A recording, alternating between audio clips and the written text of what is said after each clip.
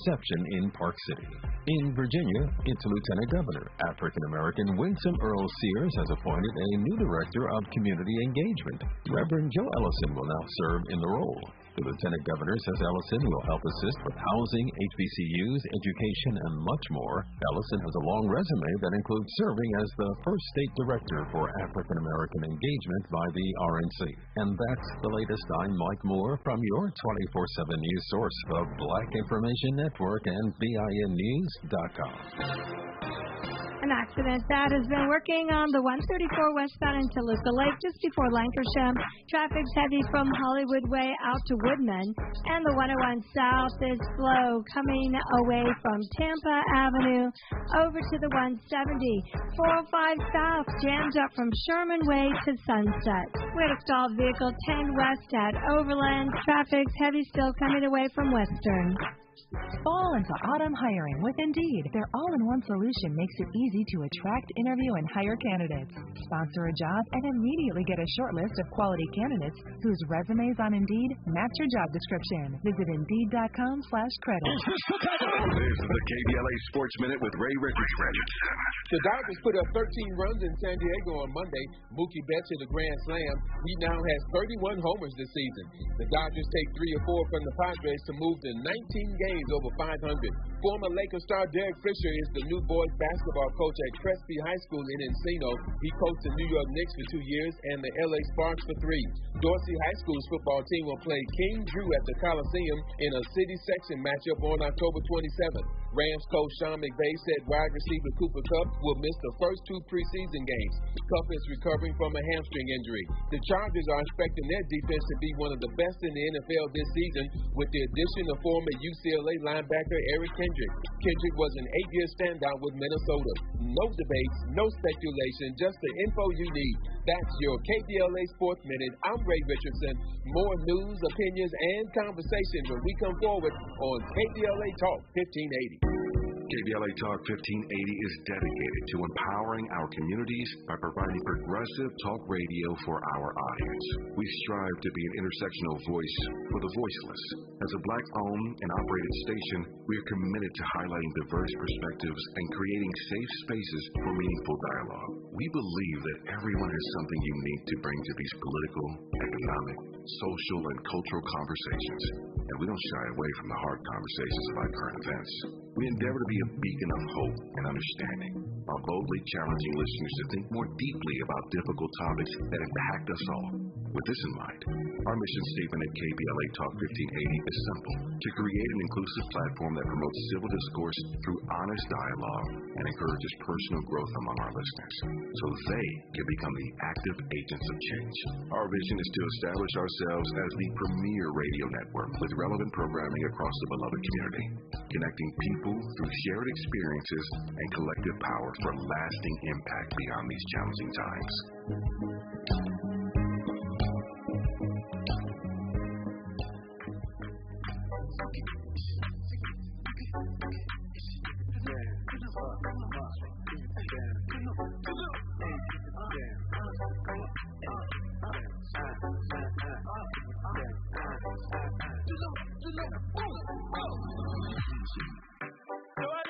Busy body, busy tonight.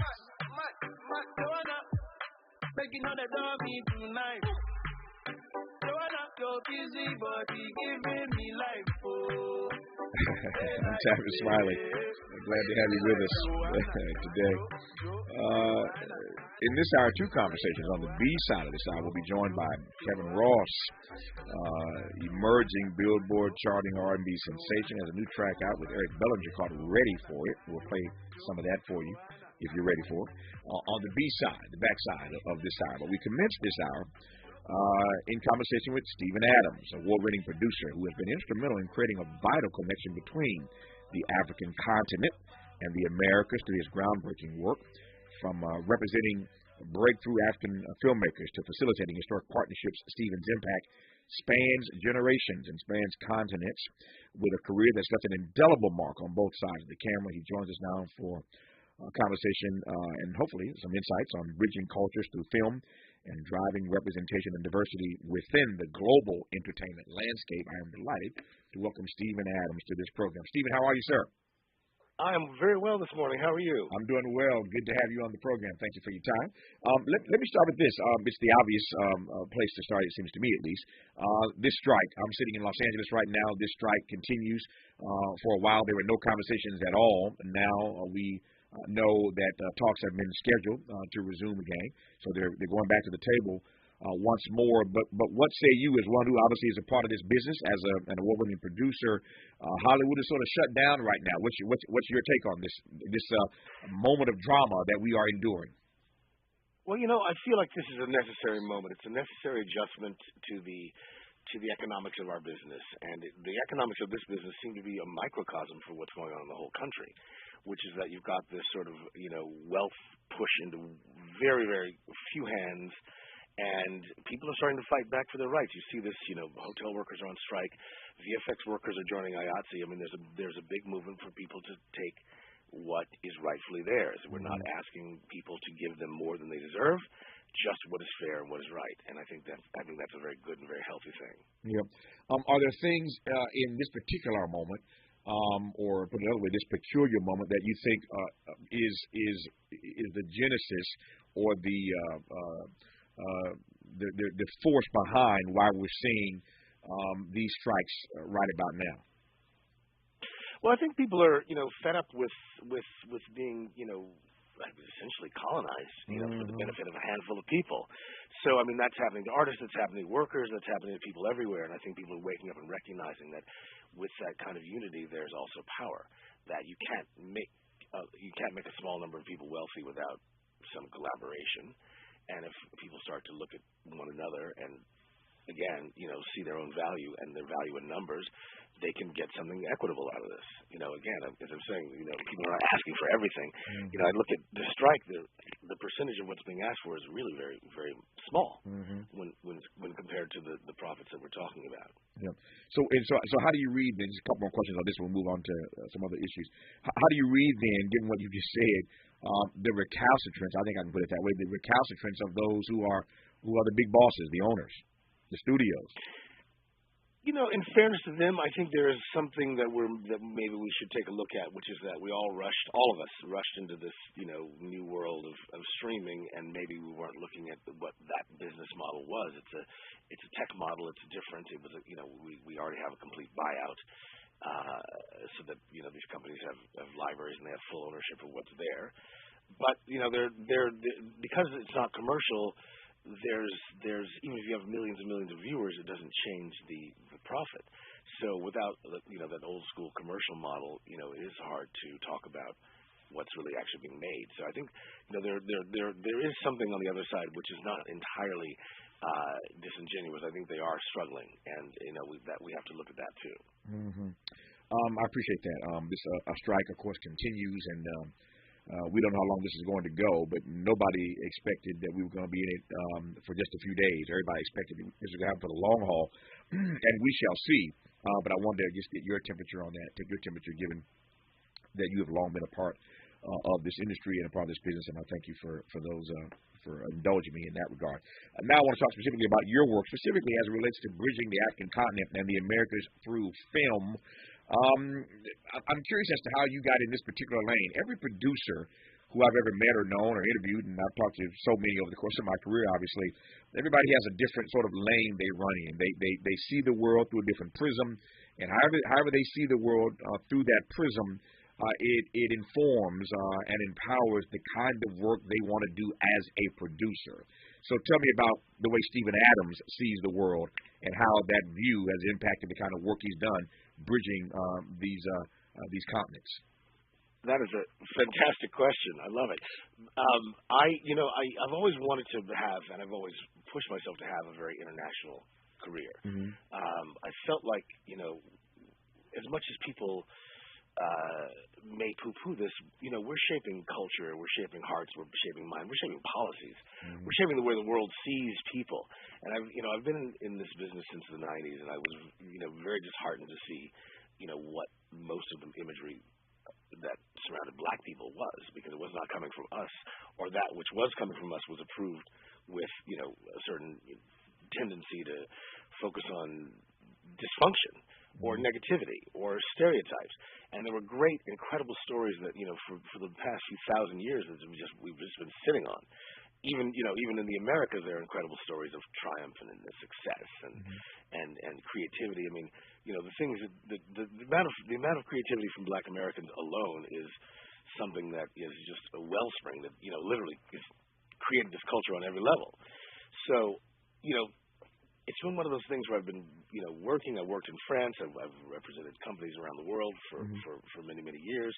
But the African thing was something I really wanted to have happen. And let me hold that thought just for a second. I want to come right to the African thing, as you put it. In just a second here, I apologize for the interruption, but I want to just make sure we have time to allow you to complete the rest of that story. So I've made two notes I want to probe you on. One is the notion of black creativity and what it means in this moment, and the Africa thing that you referenced. We'll get to that when we come forward. Stephen Adams on Tavis Smiley. More of Tavis Smiley when we come forward. MC Light for AARP Hip Hop, the cultural phenomenon that took New York by storm in 1973, is celebrating 50 years of rocking mics and crowds. Whether you're a ride-or-die hip-hop head or simply curious about its origins, check out the latest issue of AARP the magazine. It celebrates this incredible milestone with a featured story brimming with fun hip-hop facts and history. Head over to aarp.org/blackcommunity to learn more. Community is more than where you live. It's the people in it who go above and beyond to help it thrive. During the 50th anniversary of hip-hop and the 75th anniversary of Black Radio, AARP recognizes the members, volunteers, people, and partners giving back to our communities. We believe when our efforts drive change for the greater good, we all thrive together. To learn more about how AARP supports efforts to keep our communities thriving, visit aarp.org/blackcommunity. KBLA Talk 1580. We've got a lot to talk about. Maisha Cairo here with a quick recap from my time at JP Morgan Chase's Advancing Black Wealth Tour. There were speakers Ian Dunlap, Damon John, Lynn Richardson, MC Light, Don Kennedy, to name a few. Take a listen to what Justin Grant, Community Development Lead at Chase's Advancing Black Pathway, let's see what he had to say. So I'm Justin Grant. I lead Community Development and National Partnerships for JP Morgan Chase's Advancing Black Pathway strategy. And so we're focused on strengthening the economic foundation of black communities, and we're making targeted investments in programs like the Advancing Black Wealth Tour to help us get our tools and resources out to the community to drive sustained impact over time. So when it comes to black and brown people, it sounds like Chase is making it their personal responsibility not only to facilitate these events, but to educate and provide resources. So, Mr. Grant, I have to ask, what does wealth building look like for the individual? It's home ownership, it's having that freedom to be able to start your own business and create jobs in your community, and it's having that long-term plan towards retirement, having that vision for what you want your life to be, and you have the resources to actually live it. I'm Maisha Cairo. Thanks for sticking around. That was my recap from Chase's Advancing Black Wealth Tour. First stop was here in LA, and they're taking it national. Be ready for extreme heat in your area. On days when extreme heat is expected, take action to keep your home as cool as possible. Set your air conditioner to 78 degrees. If AC isn't available, close blinds and curtains on all windows and run fans counterclockwise. Or find your nearest cooling center. Transportation help may be available. Learn more at heatreadyca.com. Brought to you by the state of California. Let's get back to more of Tavis Smiley right now.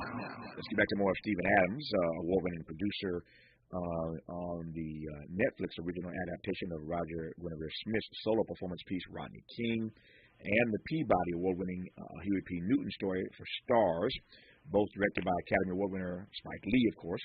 Adams recently collaborated on the marketing of 2 seasons of Spike Lee's hit series on Netflix, She's Gotta Have It, and the Academy Award-winning Black Klansman.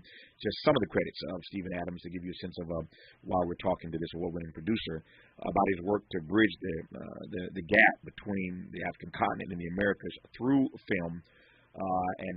Just want to give you some of his backstory. I could spend hours just talking about all the stuff he's done. But that gives you a sense of who we're talking to. That said, Steven Adams, you were saying a moment ago about how you got on track and why the Africa thing matters so much to you. I want to finish that story, then I want to circle back to black creativity and your thoughts about it. But tell me about the Africa thing, as you put it. Well, it's funny. It's something that since I was a kid, I've always wondered about, what my African origins were. I mean, we've moved into a moment where technology is starting to solve a lot of problems. Mm-hmm. So I look at conversions of a few things. One, you look at things like a Netflix, which has inadvertently solved a lot of these problems by through its algorithm, which is showing you that value is everywhere. So suddenly, you've got Netflix Africa, Netflix Asia, Netflix this, Netflix that, because they understand there's markets there and their algorithm is telling them that this is growing. So that's one thing. You have a continent that's still healing, even as it's still reeling from post-colonialism, and it's starting to express itself more and more and more. And then technology is allowing us to all connect through that, and then we learn who we are genetically, and so then you can identify with certain groups. So all these things sort of converging together, are this moment of technology, reconnection, and, it's a moment whose time has come, and I think it's only going to get stronger. When we reach a moment where that 1+ billion population, I think in the next 10 years it's going to be the youngest population on the planet, under 25. It's going to be crazy. Mm-hmm. So that's a lot of youth, a lot of power, a lot of viewership, and a lot of taste, and a lot of direction, and a lot of will. And you wait till you get the first Pan-African star, and you just don't even know. Mm-hmm. So it's coming. It's a moment that is coming, and it's coming quickly. And it's going to be one of the greatest, most beautiful, most positive things that the world has ever seen. Yep. What are some of these? How do I want to phrase this? What are some of the stories, some of the linkages, some of the parallels that allow you as a producer to bridge the African continent and the Americas through film? If that question makes any sense at all. No, it does make sense, and I think that one of the things is that stories are stories. I think one of the things that we've sort of been taught by Hollywood is that, if it isn't from America and isn't from a Eurocentric point of view, nobody's really going to understand it, and that is far from the truth. Mm-hmm. And you start to see how, films on Netflix are performing well beyond their cultural categories all the way across the board. Everything from Money Heist to Squid Games, et cetera, is showing you that there's an appetite for all the cultures. And the African shows are starting to perform. Blood and Water is doing really, really well. Mm-hmm. The film Silverton Siege was, number 2 on Netflix and performed all over the planet. And, it's just the world wants to see what their brothers and sisters are like everywhere else. So I think this is a great, great time to really push that agenda. You said something just now, Stephen, that I want to probe here. And let me frame it this way, which I think you'll appreciate being a producer. As you know, producers and studios are always in these conversations at the onset of a project about who's going to star in the project and all kinds of other issues about the production. And those issues focus more and more these days on how this project can sell worldwide. Will it play worldwide? And so that helps decide who the star of the film is going to be and all the other ancillary issues connected to that. But it's ultimately about, can we make money off this project worldwide? We don't want just domestic box office. Can we make money everywhere? And as you know, as a producer, those are the considerations that are on the table when you're sitting with the studio to try to close this deal to do the project. I raise that because, to your point about connecting the African continent and the Americas through film, whether or not we are at a point now or approaching a point where the same can be said of African content, that they now are producing stuff that plays, that is received worldwide. I think we're a couple of beats away from that, but I think we're definitely on that path. Mm-hmm. So my feeling is that, you give a few things a bit more performance. You emphasize more global promotion as opposed to local promotion. You give audiences a chance to see the things that are there, and it's going to shift very quickly. And also, as I said, the youth population of Africa is probably going to be influential in a way that we have yet to see manifest. Yeah. I'm fascinated by that because I was just reading an article yesterday about how well this Barbie movie is doing inside of China. And as you know, there are all sorts of constraints and things in China. But this movie Barbie is playing remarkably well in China. And if you've ever been to China, I've been there a few times, it's kind of fascinating to consider this white Barbie character and how it's resonating with Chinese girls. And so it's an interesting sort of phenomenon. I take your point that the youth on the continent of Africa is a completely untapped source for Hollywood and others, but when they realize how many young folk are on that continent and how they love entertainment, I think you're right. We're going to see more and more people trying to bridge the gap, as it were, between the African continent and the Americas through film and other entertainment. I digress on that point for now. Earlier, you referenced this notion of black creativity, and I don't want to color this next question too much. We'll build on it once you give me your first response, your first retort. But just critique for me, if you will. You've worked with everybody, including Roger and Spike, who I referenced earlier. Give me your read right now on the nature of black creativity. Wow. I mean, black creativity on a global basis or black creativity on an American basis, I think you've got something where you've got the triumph of the will over a lot of adversity. We've sort of been in this struggle, this cultural struggle for the last 500 years. And yet, despite that, there is just this extraordinary manifestation of all these things, whether it's inventions in science, medicine. We look back and some of the first automobiles were invented by black people, surgical advances, blood transfusions, all these things that, that people don't really realize that, are ours. And then of course, the other things that people do know about with music, sports, etc. But all of this is a testament to the creativity that overcomes the best efforts of other cultures to stop it, and it still flourishes. So I think it's just this extraordinary gift from God, really. Mm-hmm. Well, you said earlier that value to your mind is everywhere. That's your line. That value is everywhere. I sat on that for a few minutes, trying to figure out how I feel about that, and how I want to interrogate it. And now I've decided that I do want to interrogate it. So when you say that value is everywhere, I'm wondering whether or not that is in fact actual or aspirational. And I ask that in part because I am still not convinced that the black creativity that you just spoke of is valued by Hollywood, by the masses, in the way that it should be. There's no doubt about the fact that everybody wants to exploit. We were talking yesterday for an hour about black culture. There's no doubt that everybody wants to exploit black culture. I'm not so sure I buy the argument that it has value everywhere, and that may not be the point you were trying to make. So talk to me about that. Well, my point is different. I think my point is that there is value. Whether people are signing it or not is a different story. Got it. Or whether they're acknowledging the fact that they have their hand in that cookie jar for a reason. They have their hand in there for a reason because they know what's in there is good. Got it.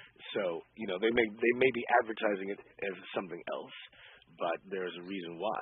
That's to keep you away so they can keep on helping themselves. Mm-hmm. But I think the value is definitely there. Yeah. And some of the efforts are an indication. Some of the efforts to stop us from being, aware of this are an indication. Mm-hmm. Yeah. What say you about where we are in this present moment with regard to black people being able to tell their own stories?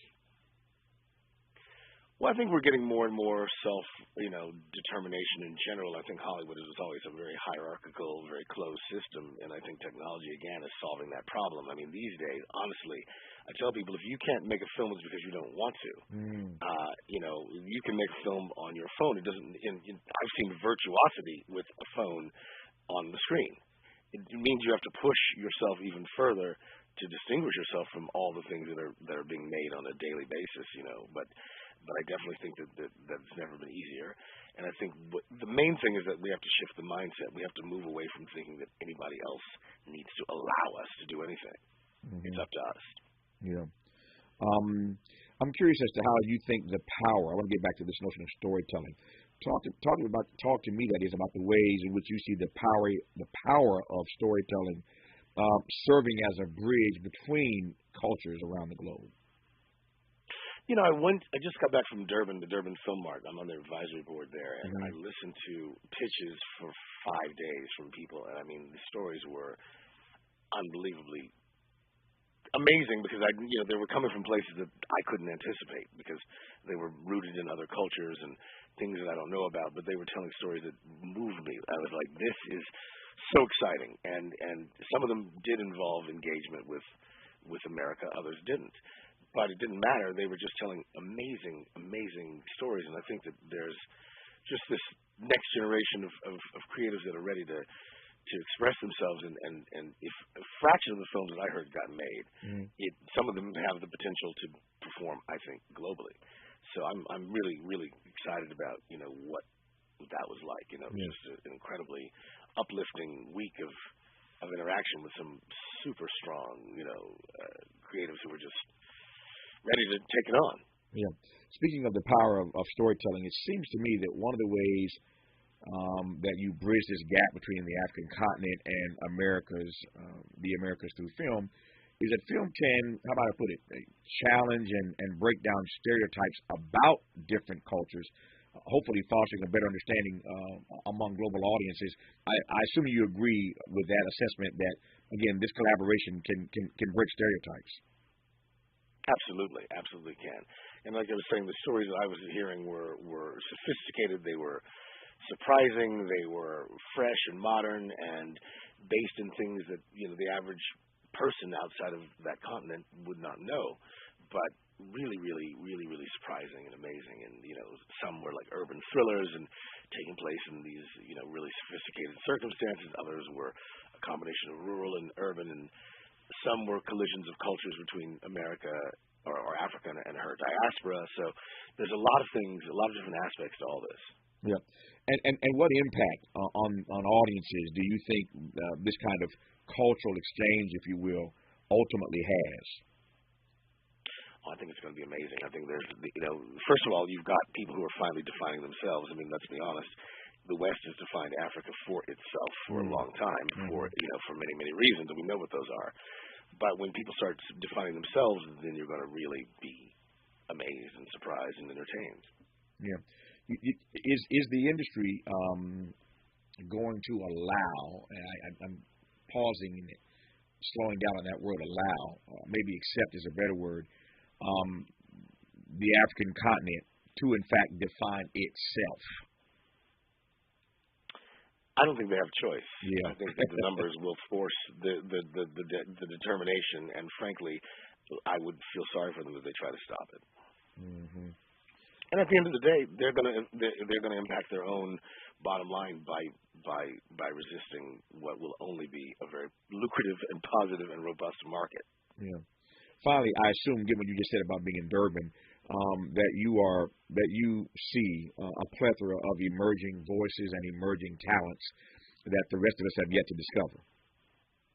Well, I'm here to make sure that everybody knows who they are. I've got a lot of great people I'm working with, and I'm introducing them very steadily to the Hollywood system.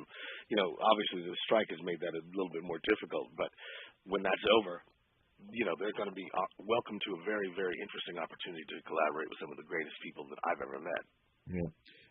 The African continent is undeniable on so many different fronts, and it is undeniable in terms of its talent on the creative side, music, sport, entertainment, Hollywood, etc.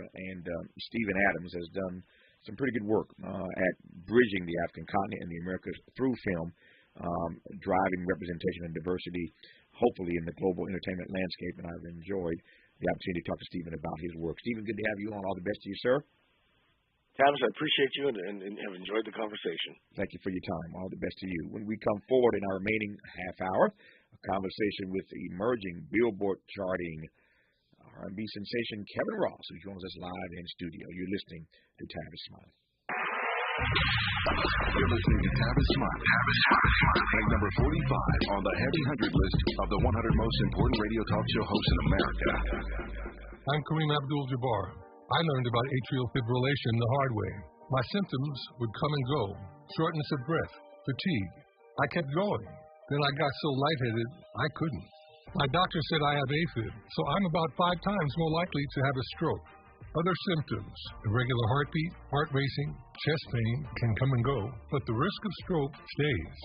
If you have symptoms, tell a doctor. Visit NoTimeToWait.com. Sponsored by Bristol-Myers Squibb and Pfizer. Parents, we know we can't protect our kids from everything. Eventually, they're going to bump their heads or scrape their knees. But we can protect them from 6 types of cancer. HPV, or human papillomavirus, is a common, preventable virus that can cause cancer later in life. The HPV vaccine prevents human papillomavirus and all the cancers it can cause. The American Cancer Society recommends getting your sons and daughters the HPV vaccine starting at age 9 to protect them later in life.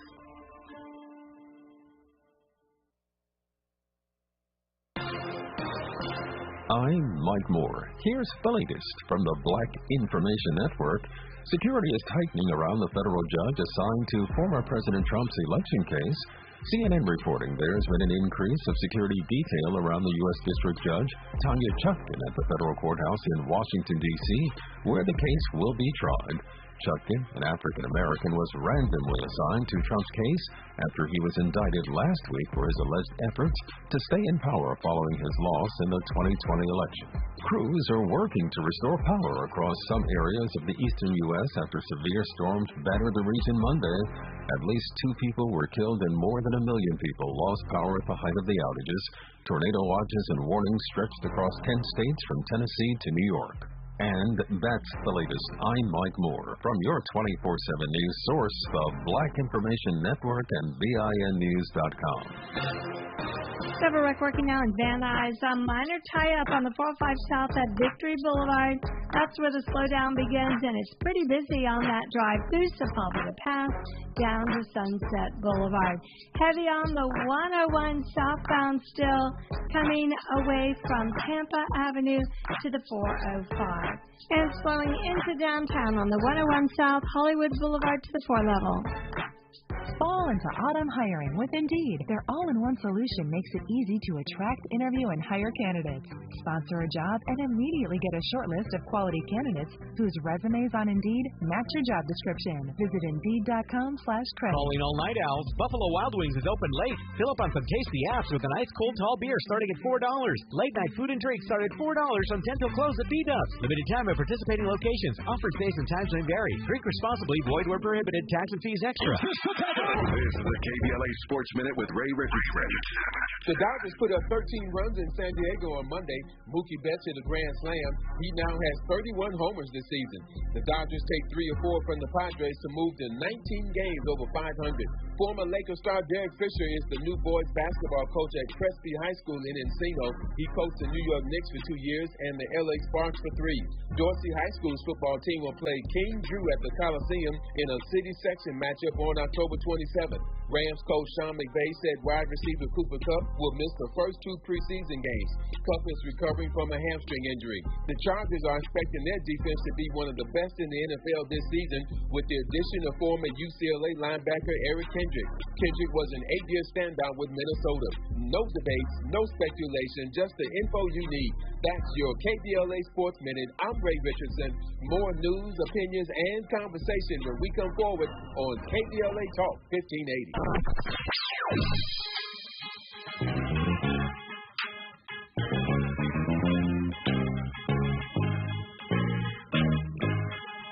This is KBLA Talk 1580. Talk radio. That's music to your ears.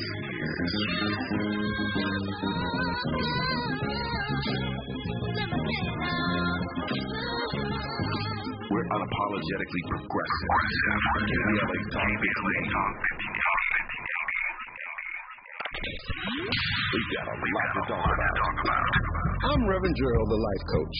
Is someone you love struggling with addiction and mental illness? Is improving your family's health important? Want to leave a legacy that your family can grow? Are you ready to enhance your perception of life experiences? Then wake up weekends at 7 a.m. with Urban Family Focus and get the wisdom, opportunity, resources, and motivation to live your best life. Join the conversation on Urban Family Focus Saturday and Sunday at 7 a.m. Unapologetically progressive. KBLA Talk 1580. We've got your black. On a Mission Youth Travel presents the 2023 Morehouse Homecoming HBCU College Tour, October 25th through October 29th in Atlanta, Georgia. Open to high school students grades 9 through 12. For more information, please call 323-298-4779. Again, 323-298-4779. Students will tour Morehouse College, Spelman College, Clark Atlanta University, Alabama State, and Tuskegee University. Email info@onamissionyouthtravel.com. Again, info@onamissionyouthtravel.com. The HBCU tour price includes all meals, transportation, round-trip airfare with one checked bag, hotel accommodations, all museums, college tours, and admission to the Morehouse versus Kentucky State University homecoming football game. Spaces are filling up quickly, so call today to sign up. 323-298-4779. Again, 323-298-4779. He's rooting for everybody black. More of Tavis Smiley coming your way right now.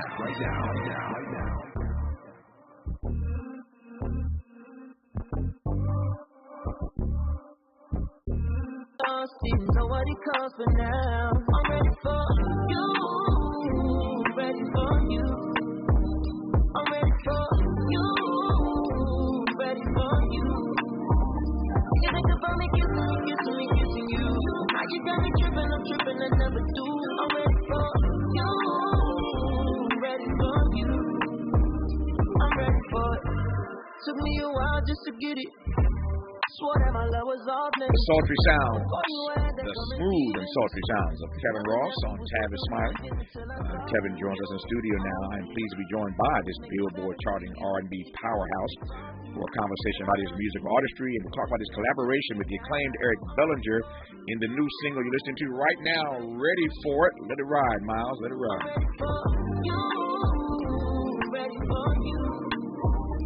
You think about me, kissing you. You got me tripping, I'm tripping, I never do. I'm ready for you, ready for you. So Kevin, you and I were talking a moment ago about the fact you grew up in D.C. Yes, sir. I was trying to figure out what era you grew up in. If you tell me who's on the radio back then, I can tell you how old you are. And he told me he was listening to Tigger. I said, yeah, I know Big Tig. Yeah. Donnie Simpson was, of course, still around at the time. Yeah. So I got a sense now how old you are, knowing who you listened to on D.C. radio. I was on BET, as you know, for 5 years, and so I flew back and forth to D.C. every week to do my late night show on BET. And the Washington Post, your hometown newspaper, says Ross doesn't sound like he's trying to find a musical identity. He knows who he is, and his music reflects that. And it's a nice compliment from the Washington Post. And I raise that in part, Kev, because every artist I've ever talked to starts out copying somebody. Yeah. You're emulating somebody until you find your own voice. And the Post says it sounds already like you found your voice and know who you are. Yeah. I mean, I've been around for quite a while. Yeah. I started off as a writer back in 2010. My first placement was with Jamie Foxx, and so I just really started to write and just really get sounds from everybody, advice from everybody, just their work ethic, all that type of stuff. So I mean, I really accumulated the things that I loved about each and every artist, and then from there, I think I just started to cultivate my own sound. But yeah, I've been fans of a lot of people. Yeah. So growing up, who were you most? I mean, between Stevie Wonder, everybody says Stevie. Michael, Donnie. Yeah. I would learn later how much of a fan I was of Patrice Rushen, who is kind of an unsung hero as it pertains to black female producers during that time. And just, just her phenomenalness. That's tell me, no, it is now. You can make your own. You are an artist and you are a writer. So you make up your own words. Yeah. I ain't mad at you. Patrice was here not too long ago in that very chair. Love Patrice, of course, a local. She's from LA, lives in LA, teaches at USC, and still does her music thing traveling the world. But I'm curious, given that you have Patrice on your list, I'm always curious about names that sort of stand out that other people don't recite all the time. Everybody says Stevie. I've never asked anybody black in my life. I've been at this 30 years now doing radio and television. I ain't asked an artist ever who they were inspired by, and Stevie is not on the list somewhere. He's on everybody's list. Stevie is hegemonic in that way. Top three. I ain't mad at you. As a matter of fact, if you don't say Stevie, I'm looking at your side eye. Exactly. Because how can Stevie not be on your list? But Patrice Rushen is fascinating for me. Tell me about why and how. And what it is about her that you came to appreciate so much about Patrice Rushen. She's a pioneer. She's a musician first. Just, the fact that she was able to, especially during that time frame, I mean, of course, it was very male-dominant to produce her own records in the way that she did and at the level that she did. I mean, these aren't just album cuts. These are hit records. These are smashes. I mean, so for her to have that ability and then also to make songs that curtail to her voice. During that time, it was super competitive as it pertains to vocal powerhouses was still a thing. Granted, disco was, kind of in its zone. However, she still made songs that, were big smashes as far as I could go in a dance club, but then also those smooth, sensual ballads that, people still listen to this day. So, I mean, that's what made me a really big fan of Patrice. Have you ever met Patrice? I want to say once when I was at Berkeley. So it was amazing. And I hear remind me in the background. She, you gotta get ears. She, what I love about Patrice, I tease her all the time, and it's old now, but we laugh. Her nickname was and still is Baby Fingers. When you see her again, just look at her hands. She has the smallest fingers of anybody I've ever seen. Wow. Her hands are still the size of kids' hands. And so you think about somebody playing keyboards with fingers. I mean, part of what makes you a really great piano player, one of the things, the longer your fingers are. Absolutely. Obviously, as you know, the more ground you can cover. You think about how small, how short Patrice's fingers are, and how she's mastered that keyboard. It's pretty an amazing thing. Absolutely. So I'm just glad to hear you talk about your love for Patrice, because again, I love when people offer up those names of persons they were influenced by, who for many are unsung heroes and sheroes. So I love your celebration of Patrice. You also mentioned Jamie Foxx. Jamie in the news a lot lately, and thank God he's still alive.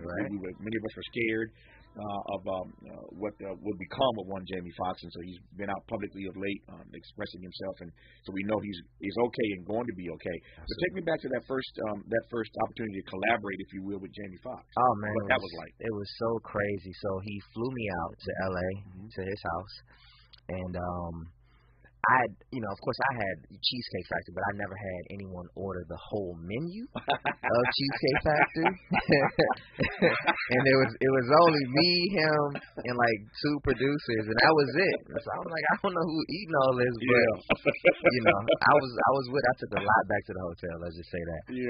But one thing I did notice about Jamie was his extreme level of focus, his ability to mimic and to take in information. So I caught him looking at the television, and it was somebody on there that like really captivated him, and it was as if his face and his body just turned into complete stone. And no matter what you could say to him or whatever was going on around him, it was like he was so locked in, and he was just absorbing information. And I never seen that like intense level of focus until I came across him, and I was like, okay, like these are one of the things that makes him great and amazing, and one of one. So true renaissance man for sure. So talk to me then about Kevin Ross and his focus. Oh man, my focus, I think my superpower is my ability to execute. My focus is there. I want to always follow through and see something to the end, more so than just me being able to sing or produce or write. I'm able to be an alchemist and take something that's from my mind or that's within the wind and harness that and really create a product of whatever that my mind or God inspires me to make. What was the goal originally, Kevin? Was it to be an artist, a performer, a songwriter? I mean, you do all of it. What was your first big dream?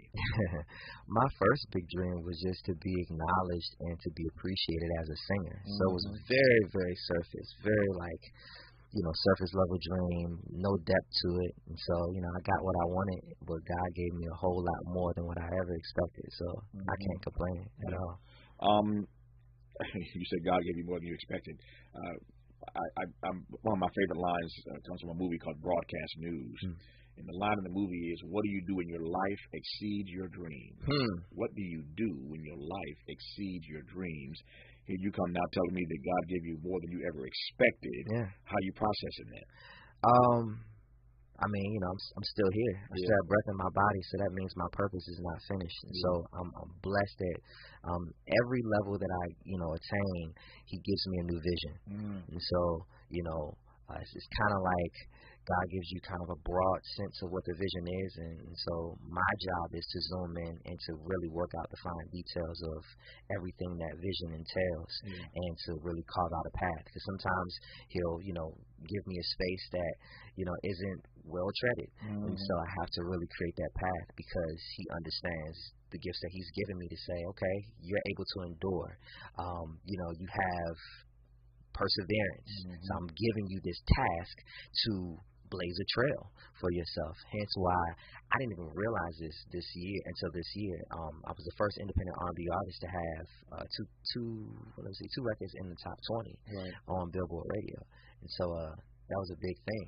And so He gave me that responsibility to blaze that trail. More than you expected. Way more than what I expected. That's high cotton, as we say around here. We'll talk about Ready For It when we come forward with Kevin Ross. So you listen to right now on Tavis Smiley.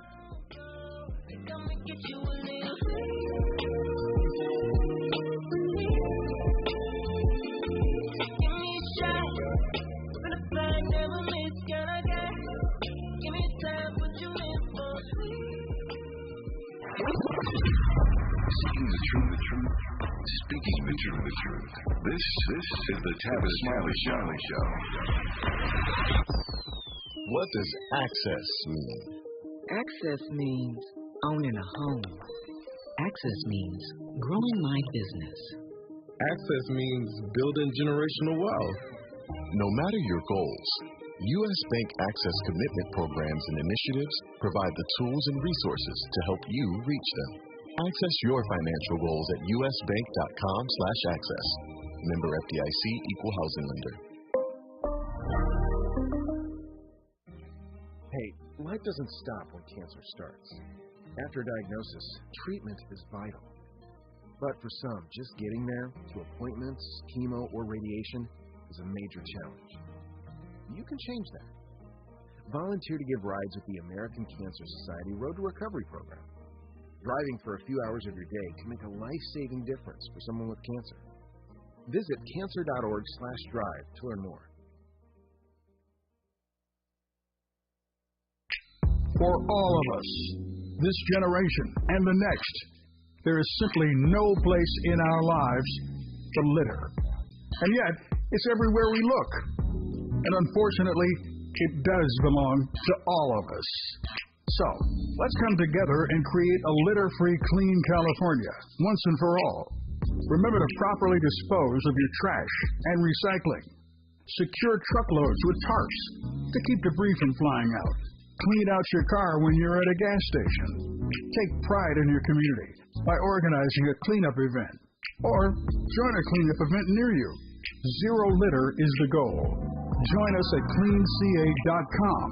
That's cleanca.com. Let's do it. Together. Brought to you by Caltrans. cleanca.com. Hey there, Los Angeles. This is James Lucky Jr., publisher and editor of Los Angeles News Observer. Are you hungry for news that matters to you and the African American communities of Los Angeles? Well, buckle up, because we got the scoop you've been craving. Stay in the know and never miss a beat with our free weekly publications conveniently available near you. Or hop on thedigitalwave.com. Don't forget to join the party on Instagram and Twitter at OGNSCINC for behind-the-scenes access and sizzling updates. No more FOMO. Let's stay informed, connected, and empowered together. more honesty than you can handle. More empowerment than you can imagine. You're tuned in to Tavis Smiley.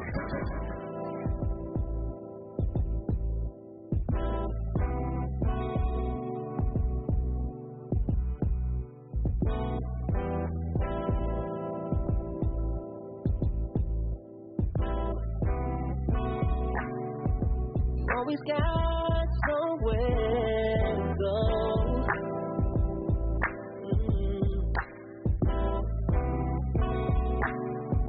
Your life is filled with bravado. I'm Tavis, Smiley in conversation with Billboard-charting R&B sensation Kevin Ross.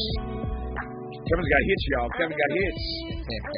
And we're playing a variety of them in the time we have with him.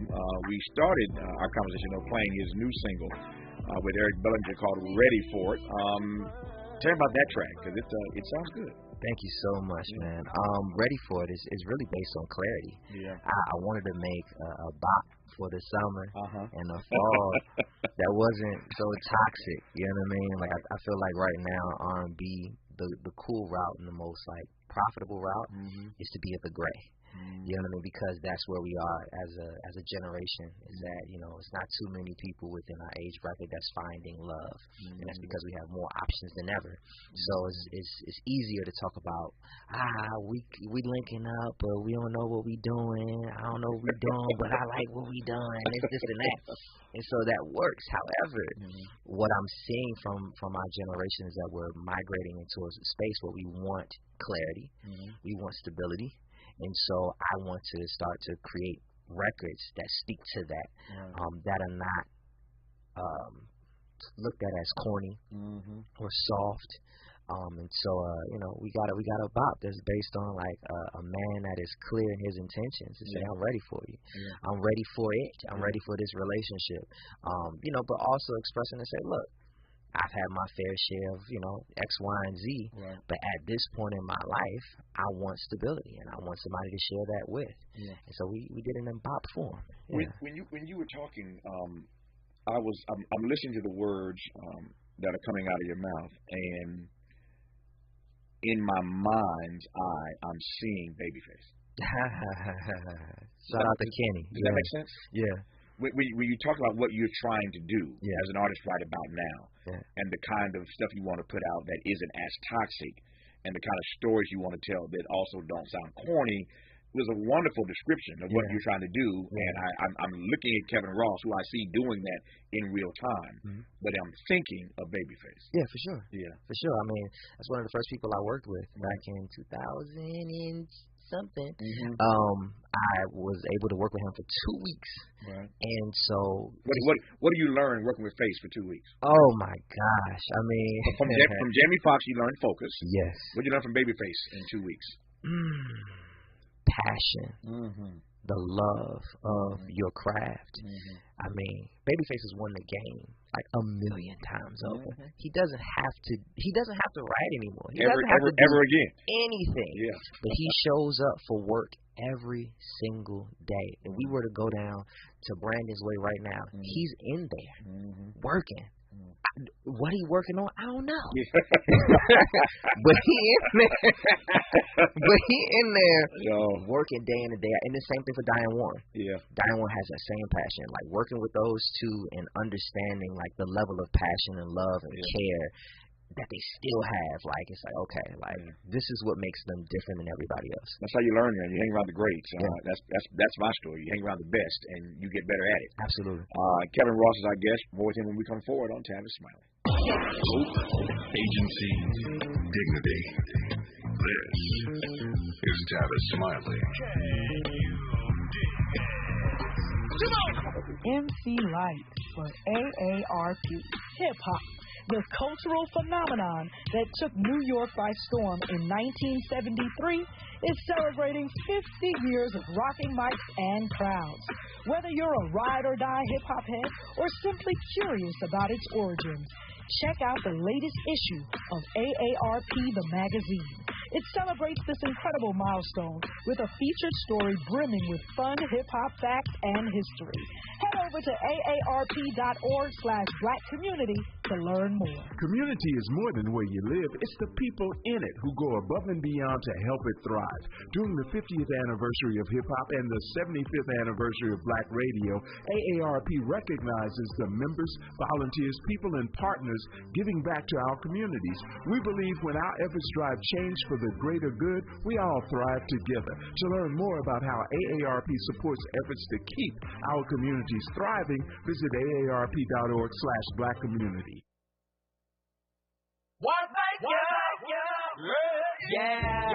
The California Crusader newspaper would like to thank all of our subscribers for their support throughout the years, proudly serving the South Los Angeles and South Bay areas for more than 40 years. The California Crusader is a multicultural, Black-owned, adjudicated newspaper that focuses on providing newsworthy information to the people in our community. We're constantly looking for ways to assist businesses in our community to connect with our subscribers.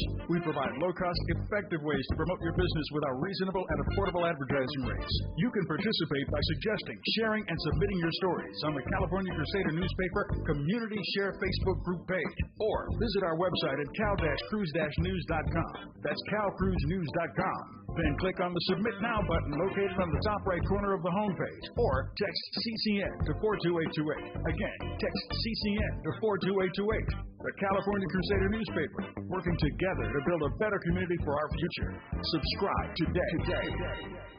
Need help with the job hunt? It can be challenging, but don't worry. LA County has your back. With a variety of available support services, you'll get the help you need while finding a job. We're here to help you succeed. Let's get started. Find out if you qualify at recovery.lacounty.gov/programs. That's recovery.lacounty.gov/programs. LA County and you, moving forward together.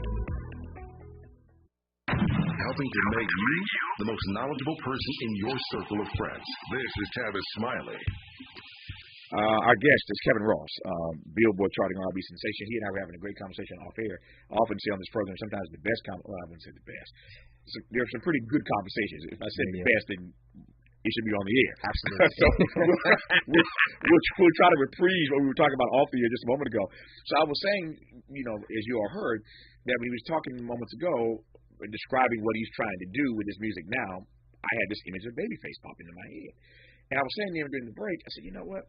Babyface may very well be one of the best writers ever when it comes to being a male, but understanding how to write and understand the female part of the narrative.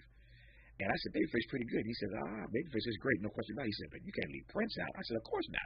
So Prince had that thing too. Yeah. You're a male, but you can write a song that resonates with females as if you understand what it means to be a female. And then you add it to the list. Who else do you give on that list? Maurice White. Maurice White can do that. We added Neo to the list. Neo can do that, yeah. And I put Kevin Ross on that list. Yeah, well, good. Yeah. but that's a serious thing though, to be able to write in a way where either sex, can relate to the lyrical content. And I'm a lyricist. I love lyrics. Yeah. But being able to do that it's not something everybody can do. Yeah. It's very true. Yeah. Very true. But you are perfecting that. So are you doing any spot dates this summer? I mean, summertime. Everybody's out doing something somewhere this summer. Man, doing tons of spot dates. Yeah. So please be on the lookout. I will be back in DC. Right. I want to say next week. Then I'll be in Detroit with Kelly Price at the end of this month. Then I will be in September. I will be in Chicago for another festival, and then a couple of other dates that we have lined up. So make sure that you go to KevinRossMusic.com for all things surrounding touring, merchandise, updates on music or whatever the case may be. If you got social media, it's all things at Kevin Ross Music. I'm about to ask that. KevinRossMusic.com is where to find all the information. I'm actually kind of impressed looking at you, knowing your schedule pretty well for the next couple months. I don't know what I'm doing when I get off the air. in 60 seconds. I don't know what I'm doing then, and he knows where he's going for the next couple months, but that's focus, right? Yes, and it's focus and knowing what you're doing. Kevin, it's an honor to have you come in the studio. Thank you, I am a fan. We love what you're doing. We love your sound, your voice, your writing. And I am sure that in the years to come, unless you get an attitude on me, we'll do this 1 or 2 more times. Absolutely. into the future. But thank you for coming in to see us, and congratulations, my friend. That is our show for today. 3 hours like that gone already. Back here tomorrow, Lord willing, to do it all over again. Thank you for tuning in. And until tomorrow, and as always, as we leave you with some Kevin Ross, keep the faith.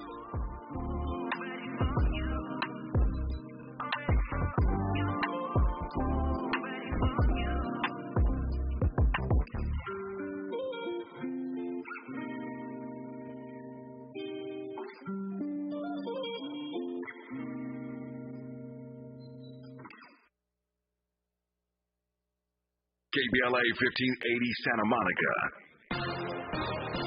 Thank you for joining us here on the Black Information Network. I'm Mike Moore. Now, here's the latest. Lawyers for President Trump are pushing back on a protective order request in his election interference case. The Department of Justice filed for the order asking the judge to place some limits on Trump's speech about the case after the former president posted, "If you go after me, I'm coming after you."